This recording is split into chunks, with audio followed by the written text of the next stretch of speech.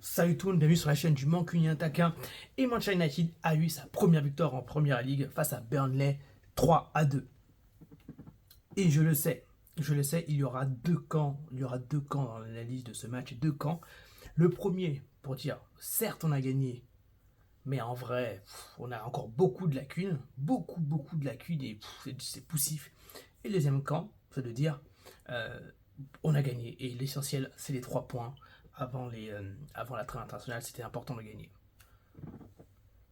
Moi, je vous avoue que je me situe plutôt dans le second camp. Je suis dans le second camp parce que pour moi, il fallait qu'on gagne. Il fallait qu'on gagne, peu importe la manière. Fallait ces 3 points-là. Il fallait qu'on gagne un match. Il fallait qu'on gagne notamment ce match de Première Ligue. Et on a gagné. Franchement, on a gagné. Et la manière, c'est pas la plus glorieuse. Il y a beaucoup de lacunes. Et c'est sûr et certain qu'il y a des lacunes. C'est sûr et certain qu'on est loin d'être au niveau. On est loin d'être rassuré. Mais qu'est-ce que ça fait du bien de gagner. Ça nous fait souffler. Et qu'est-ce que ça fait du bien de voir au classement, finalement, nous sommes. On a 4 points en 3 matchs. Bon, ça va. Ça va. Ça va. Il n'y a pas mort d'homme. C'est sûr que le prochain match, il me semble, c'est contre Manchester City à l'Etihad, je crois, euh, dans 2 semaines. Donc ça va pas être une partie facile. Et on pourrait se retrouver à 4 points en 4 matchs. Et donc là, on sera moins la rigolade. Mais imaginons qu'on s'était fait le petit 1, le petit 2-2 contre Burnley là. Laisse tomber les histoires. Là, on peut passer quand même une trêve internationale, pas tranquille, mais un peu plus sereine. Alors, vous direz, oui, on a parlé de cette victoire, mais il y a aussi des lacunes. Il y a des lacunes. Il y a des grosses lacunes, mais je veux d'abord vous parler justement de ce soulagement d'avoir gagné. 3 points, c'est important. Ça nous fait 4 points en 3 matchs. Ça nous sort d'une spirale entre guillemets négative. La spirale négative, elle est multiple. La défaite contre Arsenal, le match nul contre Fulham, la grosse défaite contre la 4ème division en coupe. Ces rumeurs Amorim, Mainoo, Bruno Fernandes, le manque de transfert. Il y a trop. En ce moment, il y a trop de Manchester United. On est trop, c'est trop. C'est trop. Et trop dans le négatif. Et une victoire, peu importe laquelle, fait du bien. Notamment en Première Ligue. Et elle fait du bien. Elle nous laisse un sas de respiration. Ça nous fait finalement avoir qu'une seule défaite en 3 matchs. On n'était plus trop habitué à ça. Amorim fait comme ça faire des stats de victoire. Ça lui fait du bien aussi. Ça rassure aussi. Ça donne confiance. Aussi collectivement, mais individuellement aussi. Bruno Fernandes a marqué un but. Mbomo confirme. Il y a quand même des choses qui se passent. Hein. Ça donne une certaine consistance à ce qu'on fait. Travailler avec une victoire derrière soi, c'est toujours mieux. Comme je vous l'ai dit, on a un petit temps de repos mental en tout cas dans cette trêve internationale. Et ça, c'est important. C'est important. Et donc moi, je prends ça. Je retiens les 3 points. Il fallait qu'on gagne. C'est contre Burnley. Voilà. Après, les gars, je ne vous cache pas que après le match contre Grimsby Town, je me suis dit, Burnley, ça va être chaud. Alors qu'avant ça, je me suis dit, on va faire une victoire à Grimsby au cas normal et une victoire contre Burnley. Je vous avoue que quand j'ai vu débuter le match, quand le match se déroulait, je me suis dit, est-ce que ça va pas être un bourbier? Alors qu'on dominait, on jouait plutôt bien. Oui, on était dominateur, on essayait de mettre un rythme. Je me suis dit, est-ce que c'est pas un match bourbier? 1-0, on mène, franchement, bon, allez, on mène, c'est un but contre son camp, on cherchait le bruit. Je me suis dit, encore un own goal, alors qu'on n'arrive pas à mettre des vrais buts. Encore un own goal, on n'arrive pas à mettre des vrais buts. C'est chiant, c'est relou, mais bon, soit. Et là, 1-1. Je me dis, et même quand on menait, dès qu'on a mené, vous avez remarqué qu'on était très fragile. On nous transperce trop facilement, on en a parlé l'année dernière, on se fait trop vite transpercer. Et là, on voit 1-0, 1-1, 2-1, on marque assez rapidement le 2-1 et 2-2. Et le problème avec ça, c'est que on est prenable, on est trop rapidement prenable, trop facilement prenable. Et logique, face à Burnley, on s'en prend des coups. Grimsby, on a vu la même chose. Ce qui est étonnant, c'est que contre Arsenal, on n'a pas vraiment vu ça. Alors que c'était un petit Arsenal, mais quand même, on n'a pas vraiment vu ça. On essaie contre Grimsby, Burnley et une partie du match de West Ham, une petite partie du match de Fulham, pardon. On a vu ça. C'est comme si on s'est du premier match contre Arsenal, et après on s'est délité. ou c'est comme si en fait on retourne dans nos travers. C'est-à-dire de jouer à peu près bien contre des grosses équipes, et après on a du mal à être maître quand on est vraiment censé être au-dessus. Ce qui qualifie aussi une certaine mentalité de notre équipe qui n'est pas en fait au niveau, qui n'est pas dans la régularité, qui n'est pas dans la maîtrise, qui est plutôt dans une réaction, dans une espèce d'orgueil. Mais c'est pas, pour être au haut niveau réellement, il faut avoir une constance. C'est la répétition, la constance, la régularité qui font qu'on est au niveau, on est reconnu, on arrive à grappiller des choses, à gagner des choses. Et pas forcément être une équipe de coupe. J'ai eu peur. J'ai eu peur et on sait que même si je pense qu'on n'a pas trop grand chose à lui reprocher globalement, Bayindia n'est pas la réponse à nos maux de tête sur le poste de gardien de but, ça on le savait de toute façon.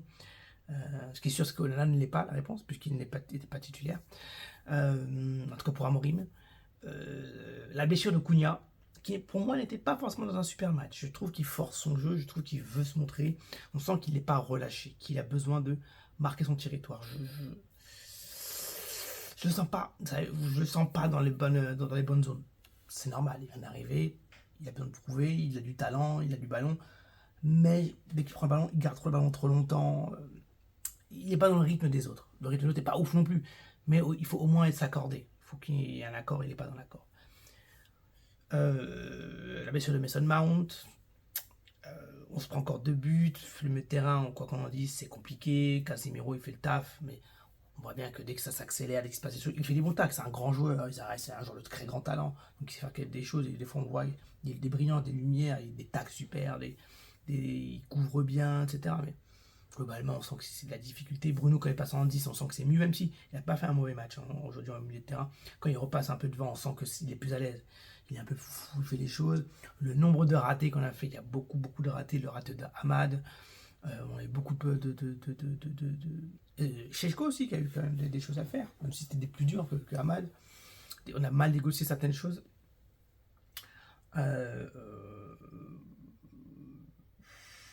Quoi d'autre? Dalot à gauche, c'était pas super, même s'il a fait quand même un bon match, Dalot, attention. Hein. Défensivement, il était beaucoup pris dans le dos. Offensivement, il a quand même essayé d'apporter des choses. Il a mis une belle passe D d'ailleurs, à Mbeumo. Donc voilà, il y a plein de choses négatives. Mais la rentrée de Mainou, moi j'ai trouvé assez quelconque. Zergzi, encore moins que quelconque, était vraiment pas très bon, j'ai trouvé, pas prêt physiquement. Donc il y a des choses qui ne vont pas dans le bon sens. Il y a des choses, voilà, je suis d'accord avec vous, hein, et je vais pas mentir, tout ce qui ne va pas dans le bon sens, c'est pas rassurant quand on est devant un match de Manchester United, que ce soit contre Burnley, même Grisby, on est en grande difficulté, on n'est pas serein. Même si on mène là, et chez nous, contre Burnley, on n'est pas serein. Il n'y a pas de maîtrise de terrain. Le terrain ne maîtrise pas. Bruno, de toute façon, n'est pas un joueur de la maîtrise de terrain, Casemiro non plus. Quand Mainou rentre, il n'est pas dans le bon rythme. C'est compliqué. Il n'est pas dans le bon rythme. D'ailleurs, c'est con, c'est bête, parce que je vois les gens disent, ouais, mais il est lent, Zorgzi, mais nous sont lents. Mais on n'a pas besoin d'être rapide pour bien jouer au foot. Hein. Peut-être que je me trompe, hein, mais on n'a pas besoin d'être rapide. Le dernier ballon d'or, Rodri, est très lent. Je sais pas pour vous, mais il est hyper lent. Zidane était très lent. Riquelme était très lent. Non, vous allez me dire, mais non, aujourd'hui on a besoin d'être rapide. Pedri, c'est pas le joueur le plus rapide du monde. Hein. C'est pas non plus une. Modric n'a jamais été une rapidité incroyable. Bon, je sais pas, hein, pour vous. Pas besoin de courir il faut être dans un bon rythme, dans un bon flow, avoir des bonnes passes, avoir le bon contrôle, avoir le bon rythme aussi, la bonne sensation footballistique. C'est ça le plus important. Après, c'est très important d'être rapide, d'être athlétique, attention. Mais on va pas dire, mais nous, ils sont lents.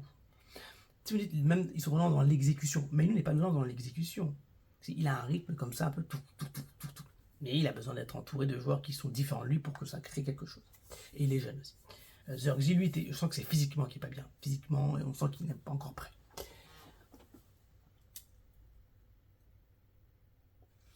Moi, on prend 2 buts, mais je pense pas que ce soit fondamentalement la défense, en fait, qui soit...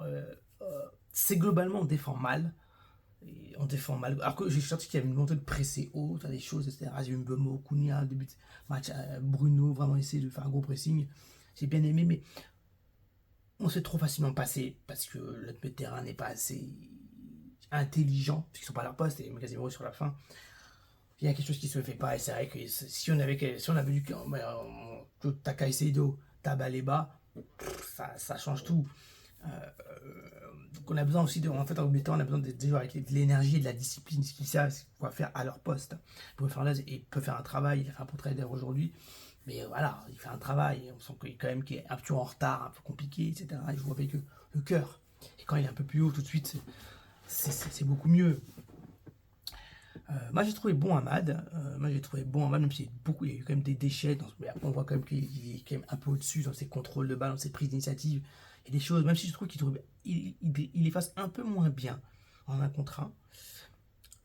J'ai trouvé, bon, avec Mbemo il se cherche beaucoup, je trouve que c'est avec Cunha où je trouve que c'est deux joueurs qui essaient de faire des différences balle au pied, donc du coup des fois ils se cherchent à contre-temps les deux.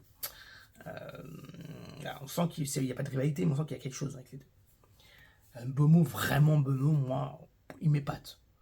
Je trouve que c'est vraiment, je sens que c'est vraiment un beau footballeur. Moderne. Voilà.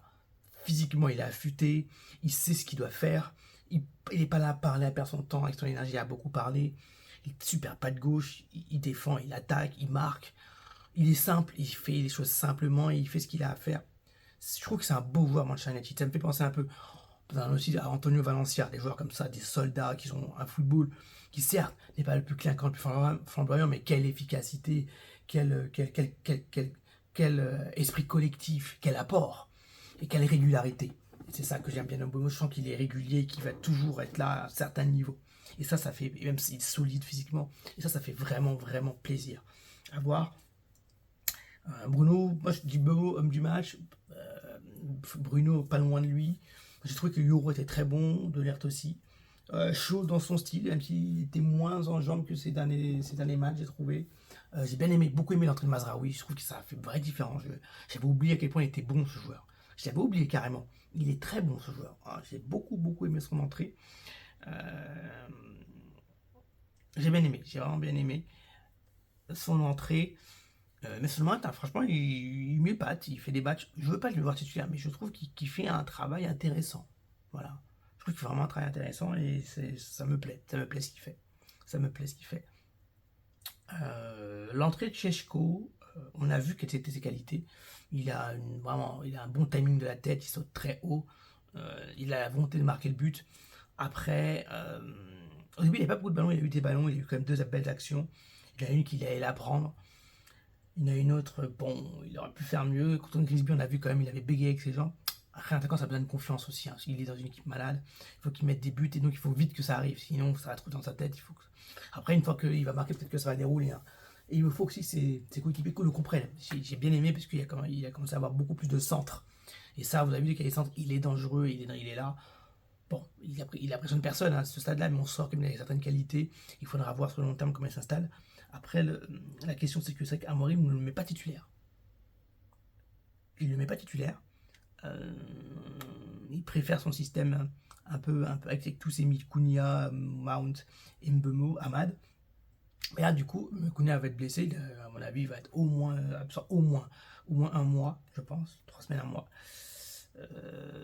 Donc là, je pense que Šeško va avoir sa place, son rôle à jouer, ou bien, va rester dans le même système, et Bruno va monter, et Meinou va prendre le place du milieu. Ça va être aussi, entre guillemets, pour Meinou, je parle vraiment pas pour moi, pour Meinou, une chance pour lui de pouvoir jouer. Après, sur le sujet Meinou, moi je vous dis, quand je l'ai vu aujourd'hui, quand je pense aux échéances, moi j'aime pas la manière, c'est-à-dire de dire je veux partir, c'est la fin du mercato, déstabiliser le club comme ça aurait pu se faire en interne. Bon bref, si son entourage a décidé de faire ça, il y a une bonne raison. Oui, il veut peut-être gagner plus d'argent sur son contrat. Oui, peut-être c'est une année Coupe du Monde. Mais c'est vrai que ça déstabilise le club et dans cette période-là, c'était pas le bon moment. Mais à titre personnel, je joue le foot, il y a du monde, je sais que j'ai du talent, il y a moyen que je puisse grappiller des minutes plus régulièrement dans notre club. Est-ce qu'on ne pense pas comme ça aussi? C'est le football moderne aussi qui veut ça. Donc, s'il veut partir, on sait que c'est un chouchou ici, mais quand je vois le système d'Amorim, la manière dont ça joue, la confiance qu'il a, peut-être que c'est pas une si mauvaise solution, même si je veux qu'il reste, je veux qu'il se batte, comme elle a dit, pour sa place, et qu'il montre qu'il a la qualité pour progresser, s'adapter aussi à un système ou à un entraîneur, ou au joueur, ou à la situation dans laquelle il est, et le club dans laquelle, enfin, la situation dans laquelle le club est aujourd'hui. Victoire, on retient ça, les gars, on retient ça. Bemo, vraiment, on va pouvoir dormir entre guillemets sur nos deux oreilles avec une victoire. En attendant Manchester City, on va travailler un peu dans la sérénité, un tout petit peu. Fin de mercato, on va voir si on arrive à choper des bons plans. Normalement, on va voir le gardien, c'est Sen Lemons, j'en ai déjà parlé sur la chaîne. Est-ce qu'on va avoir un milieu de terrain? Ça sent pas bon, franchement. Manchester, nous, on a besoin de l'année dernière, on avait attaqué, ces 2 dernières années, on a réussi à attaquer en dernière minute, mais là, je ne pense pas que ça va être le cas. Même si on a eu des ventes, hein. Garnacho parti, Eulun parti. Bon, il y a encore des tractations pour Anthony avec les Bisbee, avec le Betis Séville. Donc, le Garnacho, c'est 45 millions d'euros. Eulun, je crois que c'est une obligation d'achat qui est à 44, je crois, un truc comme ça. Ils ont déjà payé un certain prix là. Donc, c'est intéressant. C'est intéressant et peut-être qu'on va avoir des billes pour aller vers quelqu'un. Mais ça sent pas bon. Je parle de milieu de terrain, ça sent pas bon. Et si on n'a pas de milieu de terrain, j'avoue qu'il faudra vraiment beaucoup travailler parce que Bruno, Casemiro, Mainou, Ugarte, donc on a un joueur qui n'est pas à son poste, Bruno, Mainou qui n'est pas en confiance, Ugarte qui est encore moins en confiance, et il manque qui? Et Casemiro qui est en fin de carrière, dans un championnat comme ça, j'ai un peu peur. Mais bon, victoire de Manchester United, on prend le positif, et maintenant on se concentre sur la fin de mercato, et puis c'est à l'Etihad pour